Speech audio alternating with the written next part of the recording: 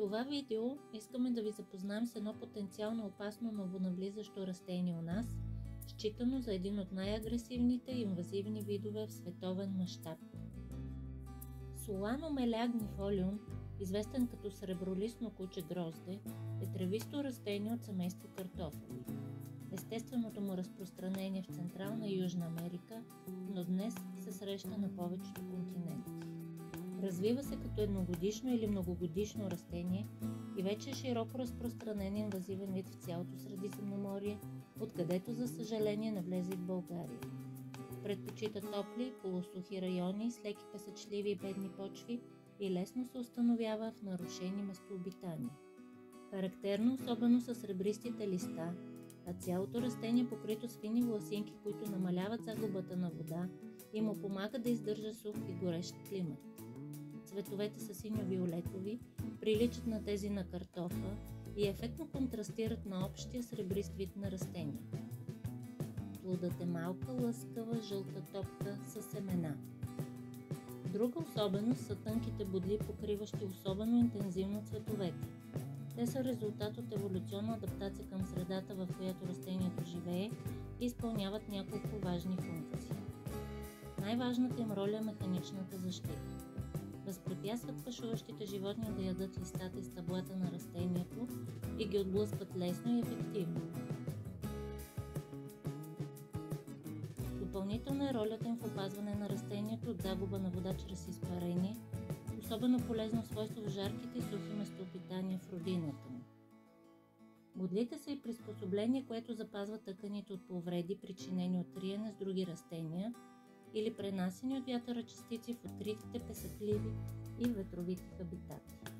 В крайна сметка, растенията с бодли получават по-голям шанс за оцеляване и размножаване в среда с високо пасищно натоварване и затова бодлите са се запазили като полезна адаптация. Въпреки красивия му вид, бъдете внимателни. Плодовете и други части от растението съдържат отровни алкалоиди, които са токсични за хора и животни. Това е още едно приспособление срещу естествените неприятели, помагащо на растението да оцелее. Любопитно е, че цветовете са много привлекателни за различни опрашители, включително пчели, които събират прашец чрез специална техника за опрашване. Екологичната роля е специфична заради инвазивния потенциал, но сухите бедни на живот райони създава местообитания за насекоми. Видът е от значение за земеделието, защото конкурира културите за вода, хранителни вещества и светлина и намалява добивите. Важен факт е, че е силно устойчив на опити за унищожаване. Дори няколко милиметра от корена дават начало на ново растение. Кореновата система достига значителна дълбочина и ширина, което допълнително затруднява премахване. Семената се разпространяват лесно чрез животни, вода и селскостопанска техника, а дори плитката обработка на почвата може да разпространи допълнително кореновите фрагменти. Вече е установено разширяването на ареала на сребролистното куче грозде в България, което води до съответните рискове. Може да се превърне в доминиращ вид в местообитания с нарушена почва, конкурирайки местните растения, включително в редки хабитати. Ако добитъкът пасе в райони, където е обилно, има риск от натравяне, намалена продуктивност или дори смърт, както и намаляване на качеството на пашата. Разпространението му чрез селскостопанска дейност и обработка чрез машини е наволно, но много лесно, тъй като видът е разпространен край пътища, канавки и други инфраструктурни обекти, навлизането му е предопределено, когато е подкрепено и от променящите се климатични условия. В България има региони с подходящ климат и нарушени почви, подобни на тези в съседна Гърция, където растението вече е добре установено. Това означава, че видът вероятно ще навлезе по-широко и ще се разпространи интензивно в места, около пътища, покрай реки и на негодни или изоставени земи. Ако навлезе в по-плодородните земеделски райони, може да създаде сериозни икономически щети, затова е добре да се има предвид присъствието му в страната. Най-уязвими са топлите и сухи земеделски равнини с интензивно земеделие на по-ниска надморска височина. Без познание и контрол видът там може да се установи бързо, да създаде плътни популации и да доведе до значителни щети. С особено висок риск е югозападна България, долината на река Струма, където 2015 година е първото съобщение за видео у нас.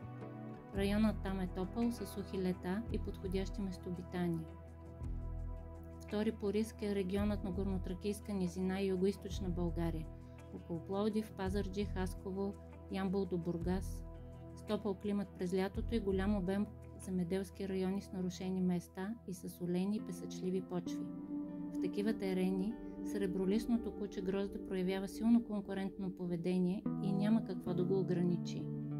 Ключови за разпространението му са всички стандартни пътища на навлизане на инвазивни видове.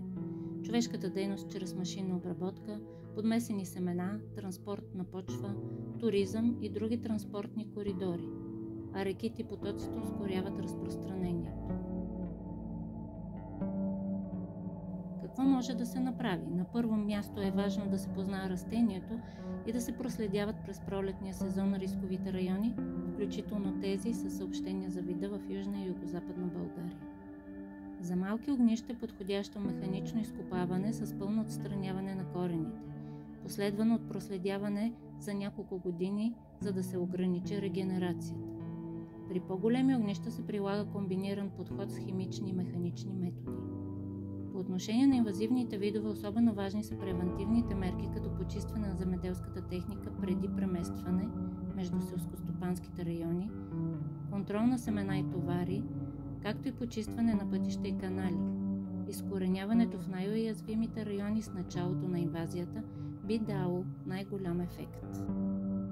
Сребролистното куче грозде е едновременно красиво и опасно растение, символ на адаптивността на природата, но и сериозно предизвикателство за земеделието и опазването на биологичното разнообразие извън естественият му ареал.